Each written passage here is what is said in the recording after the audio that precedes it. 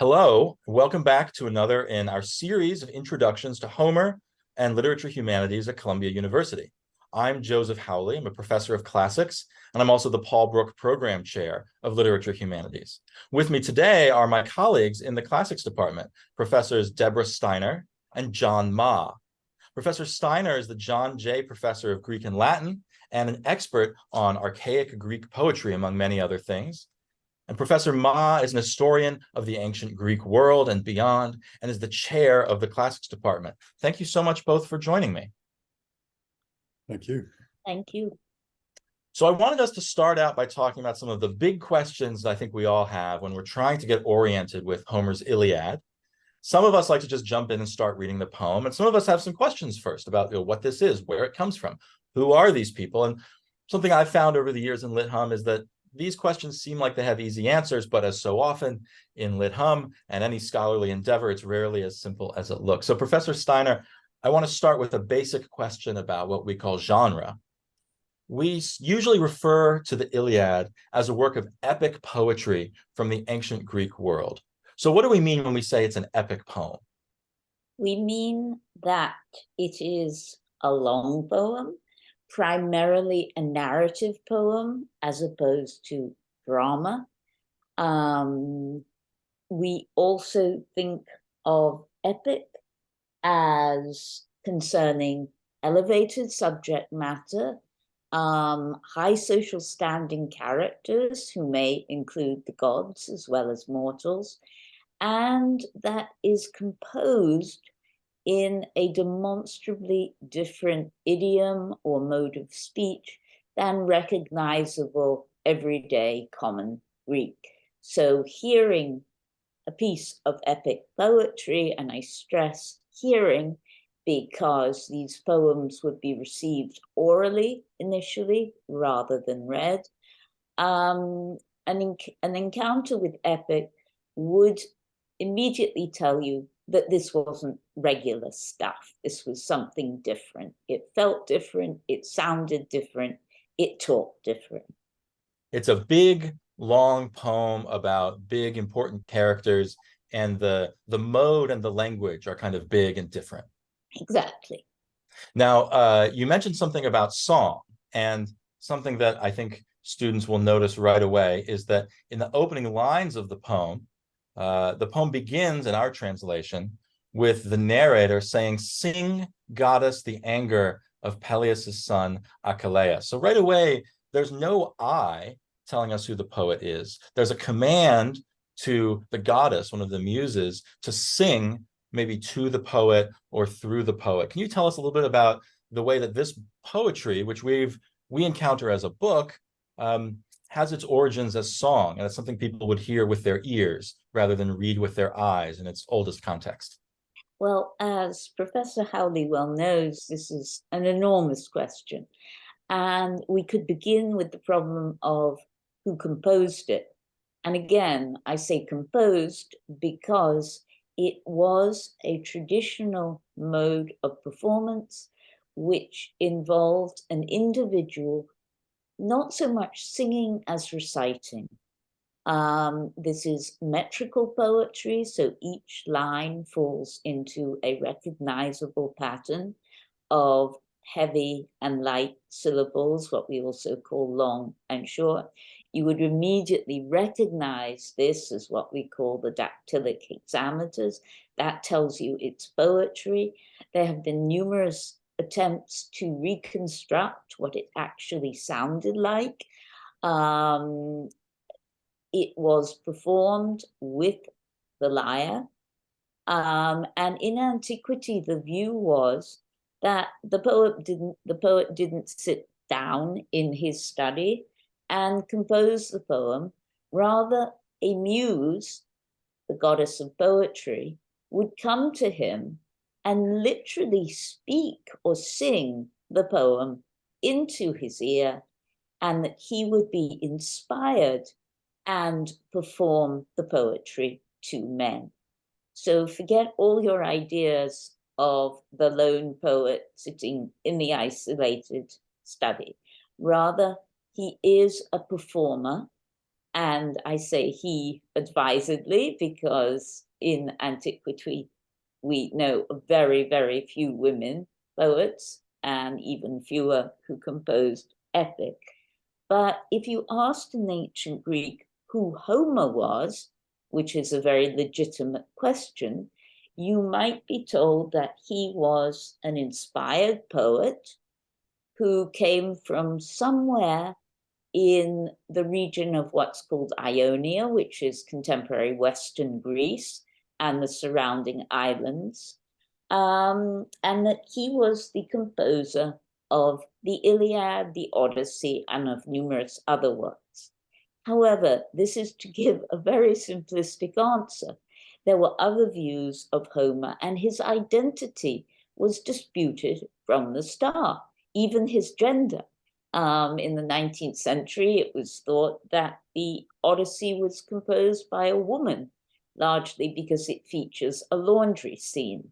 Therefore, it has to be a woman. Because there's no way a male poet would know anything about doing laundry. No, absolutely not, let alone childcare or other topics that are mentioned.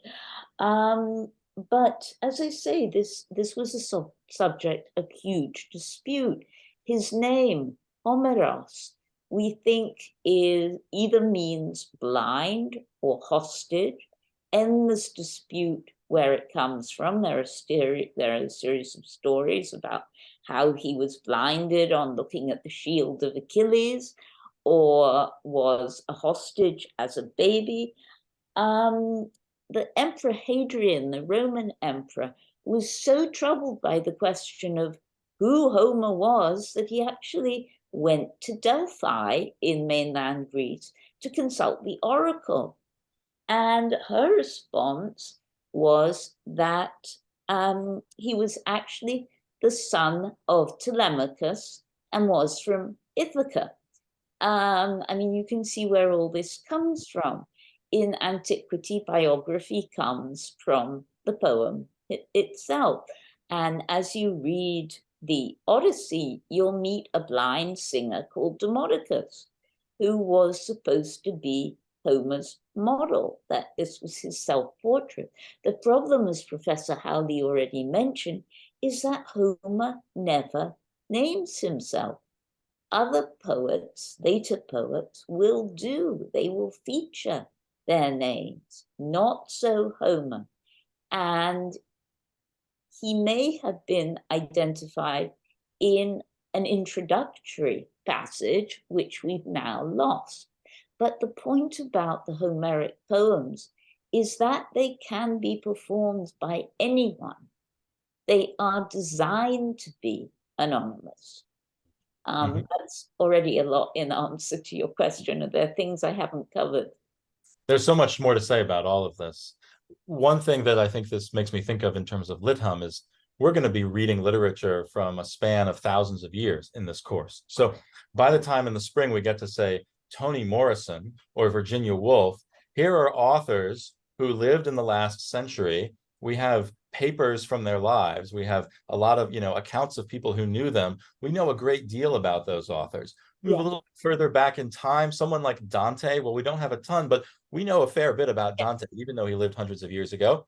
People are still arguing today about the identity of Shakespeare, even though scholars are pretty confident about who he was, what his life was like. But we get far enough back, really, really far back, and we start finding literature that maybe originally didn't even have a name on it. So as you said, the name Homer doesn't appear in this poem, but at some point, someone put the name Homer.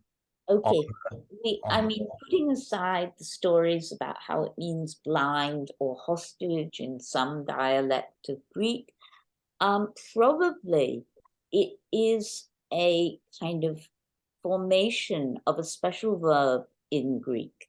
You don't need to worry about the name of it's the verb ararisko. And what ararisko means is literally to assemble, to put different pieces together. And Homeros is derived from that notion that what a poet does is that he composes a patchwork drawn from different stories, all circulating, all familiar from the audience. So he takes a piece from there and a piece from there, and he puts this all together in an original construct. And the name Homer is probably a 6th century invention and may go back to a band of poets whose paid job really was to recite poetry, and they called themselves the Homeridae, which means the sons of Homer. And by then, they were already reciting a memorized text.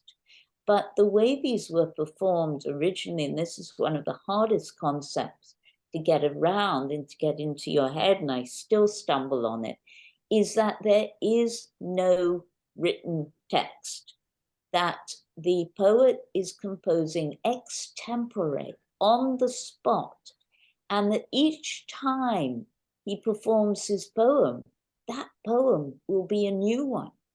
And so the version of the Iliad that you read may not be anything like what Homer originally performed. There is no original text because it's always evolving from one performance to the next, from one poet to the next. It undergoes modification according to 2 criteria. The nature of the audience. I'm speaking to a group of students. If I was speaking to my colleagues, I might speak rather differently. If I was speaking to an elementary school class, similarly. So the audience matters and the context matters. I'm sitting in my office, talking to a computer. But if I had a live audience in front of me, if I had Joe and John in the room, we would be talking differently. So you have to factor in who is listening and what the setting of that listening is. And that's going to change over time, place, everything. This is, sorry to interrupt you. No, go ahead. This is, I think, you're right. One of the hardest things to get our heads around is that behind this poem is centuries of people perhaps telling and retelling these stories, telling it slightly differently in any given setting. And at some point, they started to standardize the way they told it. And then at some point, it got written down. And then at some point, people decided to make sure all the written versions agreed. And then that was copied and copied for about 2,000 years. And that's what we have today. Exactly. And it depends on the decision of editors from really the 6th and 5th century on and through to the imperial period of Roman dominance, through the Christian period. The monks in their monasteries scribbling down, they made mistakes, many of them. And modern day editors fight very, very viciously about what the text should be.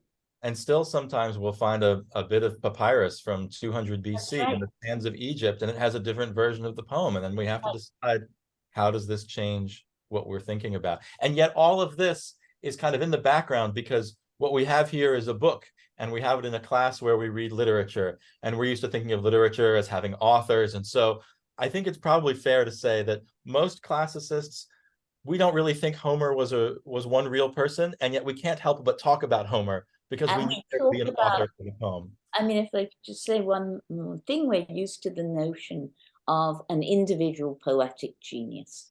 Mm-hmm. And we can't get around that. But we have to be aware that these songs, these stories, had been circulating literally for millennia, many of them from different cultures. That I think, again, to go back to the image I used, what we've got is a patchwork. And there are places in the poem where you can see the inconsistencies, where a character who was dead in book 7 will pop up in book 15. And, critics tear their hair over this. Do we remove these discrepancies or do we explain them away? Or do we just recognize that this poem was composed in a way totally different from what we think of as literature today? Thank you so much. I want to turn now to Professor Ma and think a little bit about one of the words we've used a lot, which is Greek. So the language this poem is written in is an archaic form of the ancient Greek language. The characters in it we talk about as the Greeks. It's from the literary tradition we call the Greek literary tradition. If you want to come to the classics department and study this poem, you can do it in our Greek classes, our classes on Greek literature. But Professor Ma, when we talk about the Greeks and Homer, who are we talking about? So, I mean, Professor Steiner has actually offered this vision of the poem, which foregrounds the pragmatics of performance, and a poem which is a patchwork and constantly remade. I mean, you could actually adopt another view, which is that promoted by the scholar Martin West, which is to say that this, in fact, is a poem which mimics and looks like oral poetics, but in fact is a highly crafted piece of writing.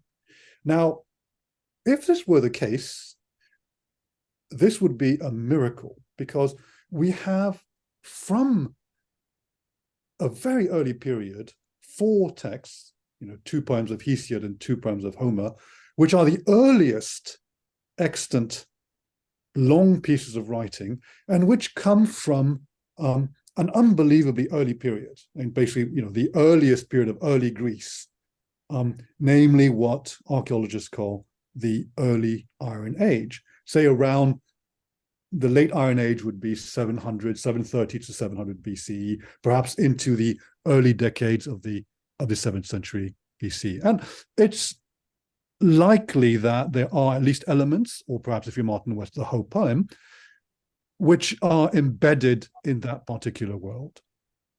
The first thing we're looking at is an artifact produced by an incredible dynamic world, the world of early Greece, which is basically the set of communities speaking a variety of dialects of Greek, which are all reflected in this artificial language, which Professor Steiner just talked about, this heightened language, on both sides of the Aegean, but also with offshoots all the way to Syria, southern Turkey, and all the way to Italy, Sicily, and even Spain. And we'll get back to this whole world of Mediterranean connectivity. So that is one world of the Greeks, these early Greeks of around 700 BC. But the text, of course, talks about Greeks who are even earlier. It is not about contemporary text. You'll read this poem, which is about a world of heroes, men who are stronger, more manly, who can lift things that modern humans can't. It's actually set in a remote past. And it's tempting, it's always been tempting for us scholars to relate this to a world we call the Late Bronze Age, which is a world of people who speak Greek, but are organized in a sort of set of polities which are quite different from what comes afterwards, namely great palaces with organized bureaucracies along a sort of Near Eastern model. And those are, if you want, the Greeks of the Greeks, or the heroic ancestry of the world that the poem is produced in. And then once these poems are then transmitted and clearly canonized quite early on, no matter how we can tell this through art, through quotation and so on, then these texts become, in a way, really important sites for the Greeks to meet and to interact through quotation, through recitation, and so on. But the whole context, of course, of how people use these texts, which are enormous, right? They're architecturally enormous. I mean, the Iliad is what, 18,000 lines, the Odyssey slightly less. How do you actually consume, read, transmit this sort of artifact? And these artifacts, of course, the literary artifacts in themselves create community, create a community of interpretation and of performance. So the Late Bronze Age Greeks, whoever they were, and they certainly didn't call themselves Greeks, they may have called themselves Achiawa. There's all kinds of echoes from this disappeared and vanished world. The world of the early Iron Age is incredibly dynamic, an active world, the world of Boeotia, Euboea, and Ionia and particularly Western Turkey, and then the later reception and construction of identity and community through this text. All of these are forms of Greekness you can meet in these two astonishing, enormous texts, the Iliad and the Odyssey. So we have these two poems, which are, as you said, enormous pieces of textual architecture and or assemblages, as Professor Steiner was saying. And just to try to get our heads around the timeline here, somewhere in the 8th, 7th, 6th centuries are when the poem takes shape in the form we recognize it now. But it's telling stories that have been handed down for centuries and that are about things that are imagined to have happened and people who are imagined to have lived a long time ago. So you have the Greeks of the early Iron Age telling one another these stories, turning them into songs about great heroes of the past who they imagine in some ways were like them. They spoke Greek, right? They came from cities that the singers themselves knew of and visited, but in some ways were very different. They have these sort of war chiefs, right? And these kind of war bands. They use technology that's maybe a little different, older. So already when the poem is taking shape as a poem, it's looking back to a distant past that is in some ways remembered and in some ways imaginary. And then as they become text that sort of enters the canon already for the Greeks, we have they become classics in a sense, right? So later in the fall semester, we'll read Aeschylus's Oresteia, which is very much, a set of plays by and for people who have read their Homer, right? And for centuries, actually, people in the Greek world are studying the texts of Homer, right? And devoting study to them. Professor Ma, you mentioned that when you were describing sort of what is the world of the people who we call the Greeks, or who may have thought of themselves as the Greeks, that's a world that is really kind of connected by the Mediterranean, the Aegean and the Mediterranean, right? That this is a very broadly distributed culture that has, in some sense, a shared language, although, as you said, also lots of different dialects, and that's kind of flattened and erased by the way that the epic has its own particular register. The story that gives the Iliad its jumping off point, the story of the Trojan War, is about a bunch of Greeks getting together and sailing across the Aegean to Troy, which is on the coast of what we today call Turkey. What is is this idea that everyone on the Greek side of the war is a Greek, or everyone who speaks Greek is a Greek? Is this a kind of common idea in the ancient world? Does it seem to sort of, to you as an historian, to kind of accurately reflect the cultures and the people involved? Or is this sort of part of the story and the fantasy of epic?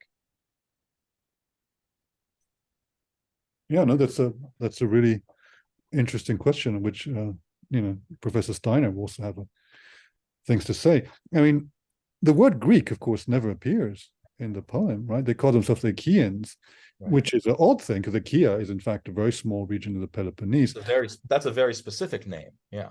Or Argives. So you can see in, say, book 2 of the Iliad, this book which students will read in puzzlement because it just is, a catalogue of places, that there clearly is a community of places. And these places are all real, they all exist. And clearly there are audiences who want to hear about their mythical past, just as there is a world of Trojan allies, which are, again, real places in, the western third, shall we say, of modern Turkey. And that is a very clearly defined world, quite unlike the world of the Odyssey, which is a much more expansive, with some people who sound mythical, like the Laestrygonians, but also like extremely concrete Phoenicians, Cretans, and Egyptians. Much more precise world of Mediterranean contacts. And the two poems contrast in this way, which is, in itself quite significant, I think. But it is clearly a time when Greekness is practiced as, a set of geographical places which are highly meaningful, but are interconnected with Greeks and non-Greeks through language, through cult. But there is no, clear divide between Greek and non-Greek. Say there's, connections of guest friendship that cross the border. and certainly no concept of, say, Greek versus barbarian. These are things which will come much later, I think, and should not be imposed on this text. Mhm. And if I could just jump in on that, there is no sense in the Iliad that the Trojans speak a different language. I mean, they are mutually comprehensible. And the assumption is, I mean, the Trojans have the same feelings, emotions, desires as the Greeks. There is no ethnic demarcation. There are few stereotypes which may creep in, maybe later, but they're all equally brave, heroic, beautiful. So our own notion of racial difference really just isn't there. And there's a kind of homogeneity that may appear strange. What about the Greeks through time? I mean, we might think about the Greeks who are the characters in this poem, and then the Greeks who kind of told these poems and codified them as poems, and then the Greeks of, say, 5th and 4th century Athens, who studied them, the Greek scholars in the libraries of Alexander and Pergamon, who did so much work on the text itself, the Greeks of the Roman imperial period, the Greeks of the medieval period, the Greeks of the subsequent two millennia and today. In this class, we start with Homer, but we're also going to read Aeschylus, we're going to read Plato, we're going to read the Gospels of Luke and John. I'm interested what both of you think. How much does it make sense to think of all of these people who live, in some cases, centuries apart and speak versions of the same language and clearly participate in the same tradition? Does it make sense to just think of them all as the Greeks? Well, I think in one sense, a way to answer that would be to think of the early poems, the Iliad, the Odyssey, and the two other poems to which John referred, the Hesiodic poems, as the glue that holds this all together, this concept of Greekness, because there's not a single text you will read the first semester, and even the second semester, that doesn't in some way reflect back Homer. What was Joyce doing writing a poem called Ulysses? What was Dante doing using Odysseus as a character? And even though the other Greek authors and Roman authors we'll be reading belong to a variety of different places and times and contexts and spoke different languages from one another, this is the touchstone which they share. And every time one of them refers to an element of Homeric poetry, everyone in the audience is supposed to get it. So I think of Homer and Hesiod, as I was saying, as a kind of glue or touchstone, which binds this incredibly disparate set of authors, disparate in time, in gender, in language, and in all the rest, and performance setting. Yeah. I mean, by the time you get to Plato, he is not only using writing, but expecting his compositions to be consumed as written works, where you can refer back, where you can flip through the papyrus or unroll the scroll or whatever. So know that they're not the same, but they share something in common. We have to be careful here because you and I could talk for 2 more hours about the coming of writing into Greek literature and what it means when something's a song and something is written. And I'll say a little bit about this in my remarks to the students in orientation week when they get to campus. Okay. Professor Ma, do you want to say anything about this idea of sort of the Greeks as a category across time? It's something we can play with in so many ways, right? I mean, the way in which the Greeks ended up standing for something else than themselves, as a sort of symbol of the West, which itself had to be constructed in various weird ways. In what ways are Victorian Englishmen descendants of the Greeks. What is marathon to 19th century, to Victorian England, and so on. Let alone 21st century America. Then there's so that's a question of reception. The question of this very flexible, plastic notion of Greekness in actual history, which underwent a violent history of its own, which grew, waxed and waned. Greek became a hegemonic language in its own, a colonizing language, before turning into something which is both colonized and at the same time highly valued under the Romans. There's all these, to use a Greek word, peripeteiai, sort of turns and twists of this idea. And of course, there's also the story of the modern city-state or nation-state story of Greece, which we study as part of our classics department.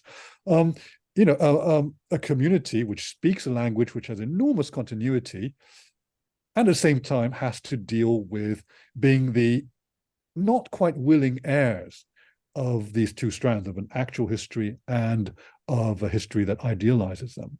So these are three ways of looking at the Greeks, I think, and it's just a very, very complex topic, I think. Sorry, go ahead. No, each one of these, all these strands are interwoven and very interesting. In a way, though, what you're describing as the present condition and the questions we ask today are all, in a way, that's not unlike the condition of the Homeridae, right? Who were both remembering history and making up history and making up their past. And at every point of the transmission of these poems, there's been kind of a version of this. I want to go ahead. Yeah. It occurred to me here, and Professor Steiner will talk about the poetics of this. But the first thing is that the Iliad, everyone who reads Iliad without having read it before says, "Where's a horse? And where's the apple?" It starts in the middle and it ends in the middle. It's an 18,000 line fragment. And in a way, it's already secondary to a tradition. That's an extraordinary thing. The second thing is that there's this obsession with memory and forgetfulness. Like in book 7, I think it is, there's a mention of a mound. And they say, well, it might be the mound of some forgotten hero. This notion that memory, which everyone is striving to achieve, in fact, something we can just vanish and just basically evaporate. These are two things, I think, which are really, really important in how we approach this poem. I think just to, pick up on a couple of things. Firstly, this notion of memory. It's worth remembering that the Muses are the daughters of memory. And therefore, the very notion of poetry and memory are connected. Secondly, I think memory is, in Greek, there is a deep connection between memory and truth. The notion of truth in Greek is a word aletheia. And what that literally means is lack of forgetfulness. Lethe is the river of forgetfulness. If you drink from the waters of Lethe, you forget. So the truth is memory itself. And because these poems are supposedly divinely inspired, the Muses are guarantors of the truth. But I wanted to pick up on one other thing that Professor Howley said, which is the question of, are these the same Greeks? And, they knew that the heroic age was different from their own. I think when you come to read the Odyssey, it will be useful to look at Telemachus as the figure of the post-Homeric reader, the one who comes after. Telemachus is not a hero. He doesn't really have his own heroic tradition. Rather, his purpose in the poem is to go out and find out about his father and the other heroes of that generation. So already built into the second of these epic poems, which we can demonstrate was composed after the Iliad, there is already this notion of separation from an earlier heroic age. Professor Ma mentioned a minute ago the way that a common response to reading the Iliad for the first time is, where's the horse and where's the apple? Where are the things that we know from Greek mythology, from the story of the Trojan War? You know, when I was a kid, I grew up with D'Aulaire's Greek mythology. I think a lot of my students now maybe grew up reading the Percy Jackson books, or maybe they've played the video game Hades. I think some people know some Greek mythology. We get into the poem, and here are the human characters. And then Professor Steiner, as you mentioned earlier, here are the gods as characters. So it's not just that the gods that we have to think about are not just the muses who inspire the poem. They're there on the stage, running around on the battlefield. What do we make of these characters? Is this about religion? Is this about literary imagination? How should we think about these? I think one of the important things to remember about the gods is they are simply there as narrative devices. They're there to make things happen. They can change the course of events. They can reconcile warring parties. They can make people fall in love. They can rescue people. You've got a hero on the battlefield, and suddenly the goddess Aphrodite swoops down and snatches him up and carries him off to safety. Because if he were to die then and there, the poem wouldn't be able to continue. So no, the gods are not in any sense real. We don't know. I mean, the gods get up to all sorts of immoral things, and later readers wanted to get rid of those passages. They fall in love, they have affairs with one another, they feel human emotions, they get angry, they want revenge, they quarrel among one another. But there is, what is also important to the poems is the strict separation between gods and men. And that turns about two factors. The gods are unaging and undying. And our very name, protoi, mortals in Greek, are people who die because we depend on consuming food. Proto, it comes from a verb meaning to eat. The gods don't need to eat because they are eternal. They feed on nectar and ambrosia. They are also undying. They have to be unaging, undying. Their bodily substance does not change. They are free of those laws of mortality. They have no weight. When they fly through the air, they're not subject to gravity. Well, with the exception of poor Hephaestus, but so, and yet they can get wounded. I mean, this mysterious scene in book 5 where Diomedes, one of the great Greek heroes, wounds poor Aphrodite, and she goes up to Olympus to seek help from her mother, crying, and her mother heals her wound. But the gods are not supposed to have blood. They have something very different from blood. And yet they can be in pain, they can be in sorrow. We do not know the degree to which the Greeks believed in their gods. Theirs was what we call polytheistic religion. They had many gods. Gods can be thought of as incarnations of forces that you cannot explain. And often you'll hear the poet saying, and the goddess so-and-so caused her to do this. And this is also just a way of explaining otherwise unmotivated or inexplicable action. We've all done things which, in retrospect, we can't explain why we did them. And the Greeks would say that's simple. Athena told you to do it. Just like, as you were saying before, we don't really know where an artist gets inspiration from, right? No, so that's why the Greeks need the Muse. Right. Thank you. As you were saying, we don't know, and some people have wanted to argue about, did the Greeks believe in their gods? But belief or not, the gods are there, right? They're all over the literature, in the archaeology and the art of the Greek world. The statues and temples are everywhere. So belief is kind of beside the point, right? They're there and they're important and they do work. It's the rituals. Yeah. And the rituals, you'll endlessly encounter scenes of sacrifice, scenes of prayer, scenes of worship. These do not reflect what actually went on at a sacrifice, at a wedding, at any of these events.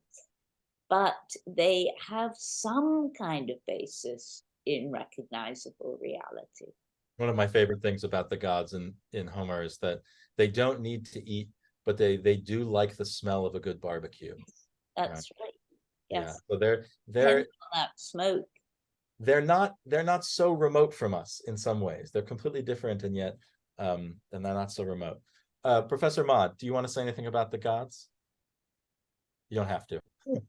I love what you say about smoke and prayer. And I mean, after all, the beginning of the Iliad is a suppliant being turned away and a prayer, which turns into a sort of curse. You know, it actually brings a vengeance. And just the terms in which the prayer is couched. You know, if ever I offered you a hecatomb, if ever I offered you lots of smoke, if ever I built something for you, then now I'm cashing in. I'm in my debt. So it's a all of these moments, all these ritual moments, these moments of communication between God and mortal will really bear thinking about. And when ritual goes wrong, you know something is going to go very badly wrong. I mean, these are the gods in Homer. These are the ways in which the gods communicate with us. And if you can't perform a sacrifice, which in the Odyssey is a terrible problem, because they're in these foreign remote lands and they don't have the right equipment to sacrifice. And this causes many, many problems and arouses the anger of the gods on several occasions. Well, this has been a really fun for me and rich conversation. Thank you both for taking so much time. There's so much more to know and say about Homer and the Iliad and all the worlds of the Iliad and ancient Greek. And I hope that students who want to learn more about Homer and ancient Greek literature will come and take some classes with us, maybe with some of us here in the classics department. But Lit Hum is also a class where, you know, almost nobody in the room is an expert on what we're reading, often not even the professor. So Professor Steiner, you and I are teaching Lit Hum, and we'll be experts on some things in the fall, but I always tell my students, I don't know anything about Dante. I'm right there with them in their ignorance. So my hope is that this conversation has kind of answered some questions that we start with when we pick up the Iliad and help people feel a little more oriented. And I hope that in talking to our students now, I hope that you will you know, pick up your book and continue with your summer reading, maybe feeling a little more at home with what you're looking at, and ready to come to campus in a few weeks with your own thoughts and reactions to what you've read in the poem. So Professor Steiner, thank you so much for the time you took today. Thank you, John. Thank you, Joe. Take care.